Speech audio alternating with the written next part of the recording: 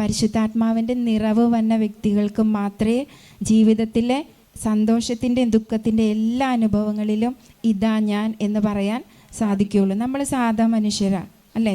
സാധാ മനുഷ്യരാ. നമുക്കൊന്നും ഒരുപാട് അങ്ങനെ പെട്ടെന്ന് സ്വീകരിക്കാൻ പറ്റില്ല. പക്ഷേ നമ്മൾ പരിശുദ്ധാത്മാവിനെ കൂട്ടുപിടിച്ചുകൊണ്ട് നടക്കുന്ന വ്യക്തികളാണെങ്കിൽ, ശരിക്കും എൻ്റെ മനസ്സിലേക്കൊക്കെ ഇടയ്ക്ക് ഓർമ്മ വരും, ഒരു സുഹൃത്ത് ജപം പോലെ ഇങ്ങനെ ചൊല്ലണ ഒരു വിശുദ്ധം ചൊല്ലിയ പ്രാർത്ഥനയാണ്, ഈശോ മറിയാവസേപ്പേ ഞാൻ നിങ്ങളെ സ്നേഹിക്കുന്നു, ആത്മാക്കളെ രക്ഷിക്കണേ. ഞാൻ ഈ പ്രാർത്ഥന ഓർക്കുമ്പോൾ എനിക്ക് തിരിച്ചാൽ പറയാം, പരിശുദ്ധാത്മാവെ ഞാൻ നിന്നെ സ്നേഹിക്കുന്നു, ആത്മാക്കളെ രക്ഷിക്കണേ. അറിയാതെ എൻ്റെ മനസ്സിൽ ആ പ്രാർത്ഥന വരും. ഞാനിത് ചൊല്ലിക്കൊണ്ട് നടക്കുമ്പോഴില്ലേ, എവിടെയെങ്കിലും എന്തെങ്കിലുമൊക്കെ ആരെങ്കിലും അടുത്തേക്ക് എന്നെ കൊണ്ട് എത്തിക്കും.